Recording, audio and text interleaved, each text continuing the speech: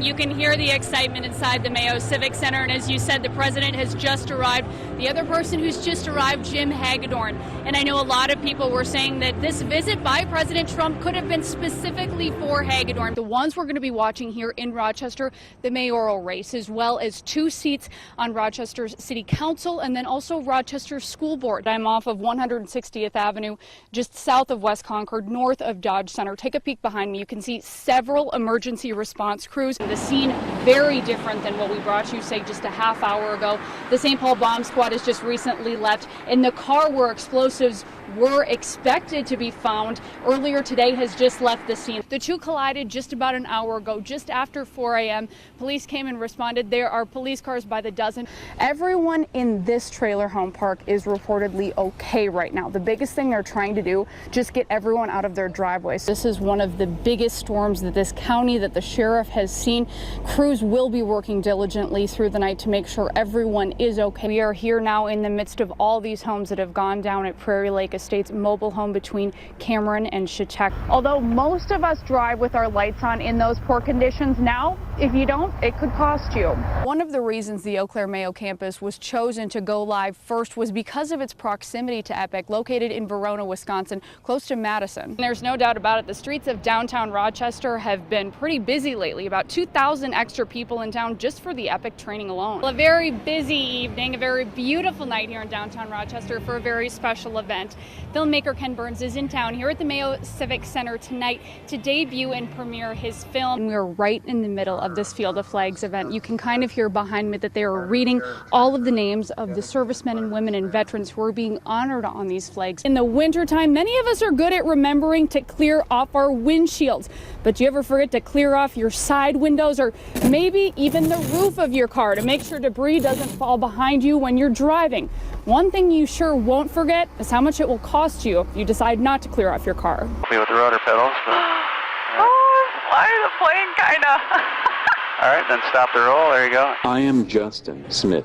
I am a public speaker, blogger, and disability rights advocate. He's only 19 years old and he's already become a leader for people with disabilities. It is important for me to make my voice heard and to show up and to be an advocate for that change. That's why I am a delegate. A delegate that's fighting for equality and inclusion at this year's DFL convention in Rochester. It's important that people with disabilities are included in meaningful ways, and that includes being involved in the political process. Justin lives with athetoid cerebral palsy. He uses a communication device to talk. That device, as well as his power chair, come at a cost. That's why he's advocating for support to make sure anyone who needs technology and care gets it. He's able to share his unique perspective on how we can make this all work better. He needs supports and full-time staff and health care and special equipment to read, to access the world, to connect with the world, to do his homework, to write, to blog.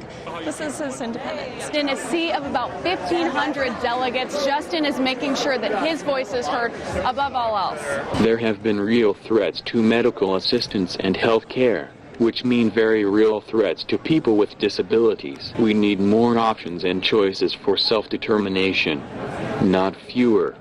I want to live with as much choice and independence as possible. Isn't that what anyone would want? Justin told me 1 in 5 people in America have a disability, and 1 in 4 20-year-olds will have a disability before they retire.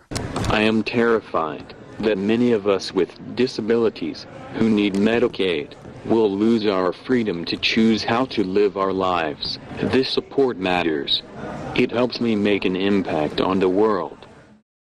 All hands on deck, literally. Mayo Clinic employees are still in the midst of a massive $1.5 billion Epic software conversion, one we've been telling you about now for weeks. But what does Mayo Clinic have to say about what's going on so far? We're just pleased it's going quite well as could be expected, and perhaps better than we had thought. Dr. Steve Peters, co-chair of the Plumber Project, met with us at Mayo's 41st Street Professional Building on Tuesday. And to say the building is packed is an understatement. So this is our core command center where the teams are co-located based on the modules and the type of practice they're engaged in. That's a big logistical task to take people out of the practice, out of their work, whether it's an office or nurse or physician, and get them here for a few hours of classroom training. Dr. Peters says this conversion is the biggest single implementation Epic has ever done all at once. This does not occur without some anxiety and discomfort. The staff have worked hard. They may be fatigued. We've gone through a long weekend, and the morale has been remarkably good. Because of all the training that's needed for this project, extra nurses were hired by third-party contractors to assist Mayo staff with the transition. Many of us have come at a lesser rate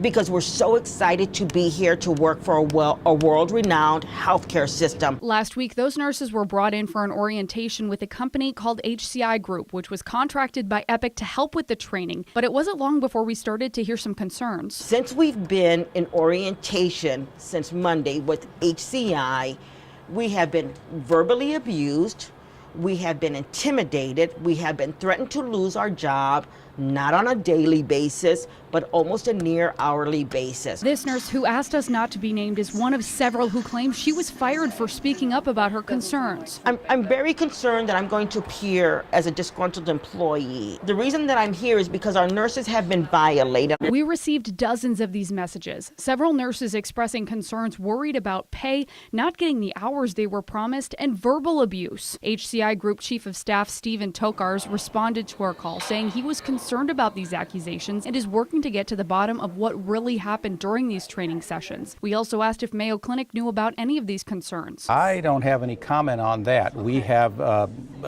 implementation partners and contract groups. We've been happy with them. For at least one more month, Mayo Clinic employees will continue to make sure this transition is smooth sailing.